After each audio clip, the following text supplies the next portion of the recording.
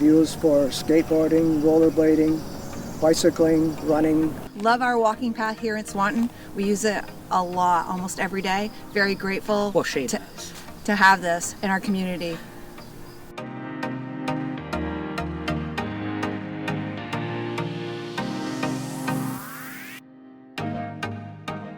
I'm here on the Swanton Fit and Healthy Rec Path, which started in 1998 with a phone call from Bonnie Waninger, who at the time was staff transportation planner for the Northwest Regional Planning Commission.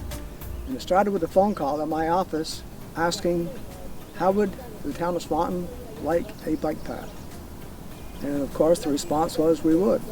What are the details? And she said that the state of Vermont would like to essentially rid themselves of, if that's a good word, of the portion of the railroad track from the former St. Armand line down to, which is essentially this property here, the former site of the rail yard of the St. Jane L Street Railroad. Bonnie, being a staff transportation planner, thought since it was a 1 mile section of rail up for free dibs essentially, thought it would make an excellent bike path. And Swanton not having a bike path, we thought that it would be an excellent application for it too. And at that time it was full of rails, ties, trees, and it was in terrible shape. And it was going to be a huge project to undertake. And Bonnie, along with the town, got us a bike path planning grant, and that was in 1998. And the bike path planning grant was a project of $350,000 to build a bike path, 1 mile bike path. And it was going to require a 10% match from the town of Swanton, which would be $35,000. And we went to the voters, and I think it was in year 2000, and we lost the vote by, if I recall, it was like 10 votes. So we could have had a $350,000 top-of-the-line Cadillac version of the bike path for $35,000. So we were very disappointed that that didn't pass. And it failed by only about 10 votes, as I recall. However, as town business goes, if it's 1 vote or 10 votes or 1,000 votes, that's democracy. It failed, and we were without a bike path. However, the select board and we decided that at some point in time we would have a bike path.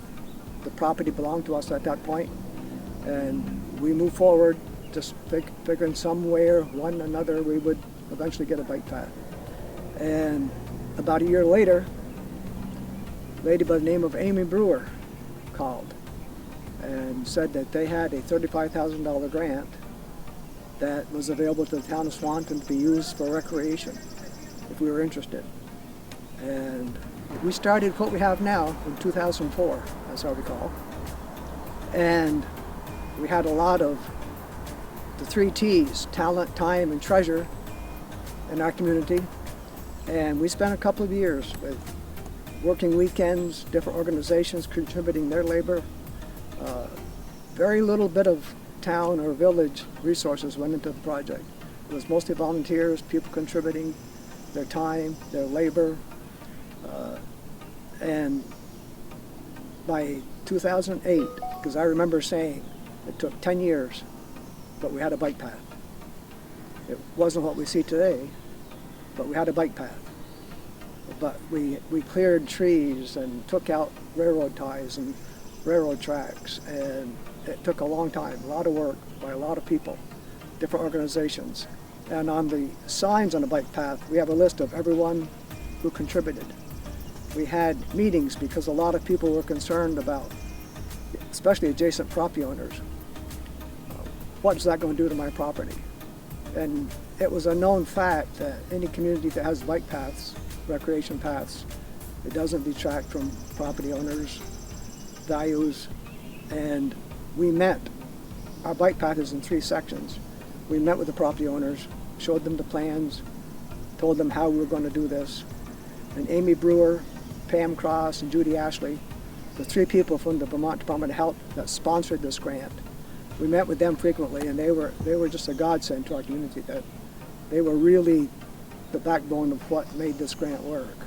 And we can't say enough about them and what they did for our community and the bike path. And we had cedar trees, part of them donated, part of it raised by contributions. And I was an avid runner back in my day, and I've been on bike paths throughout New England, Canada, New York, various states, run on many different bike paths. And even though our bike path is only a mile, we have a lot of nice historic sites, a lot of nice natural sites on our bike path.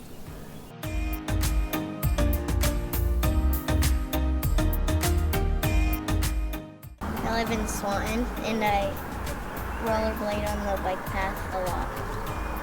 And we like to do some walking on the rec path, and we use it almost every day. Good place to do some exercise, right? And it's beautiful too. Yeah, we use it all 4 seasons. The bike path fortunately got paved in 2016.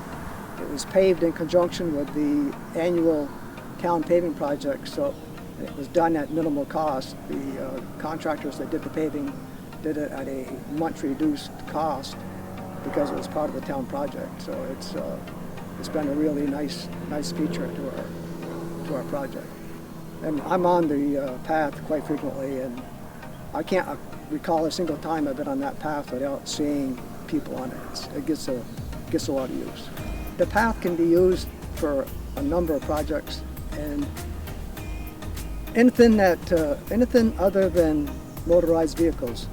Of course, motorized wheelchairs are allowed. And for what we have, I haven't seen too many bike paths that can offer anything more as far as historic, as far as beauty and scenery and natural sites.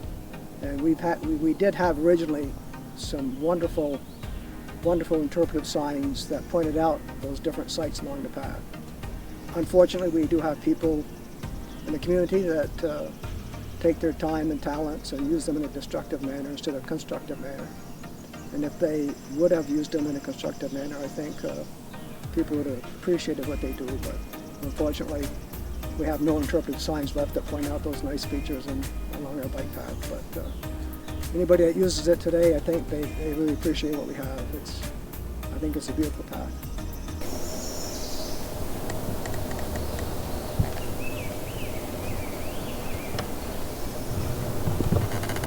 We hope you come out and enjoy the rec path, and we hope you have as much fun on it as we do.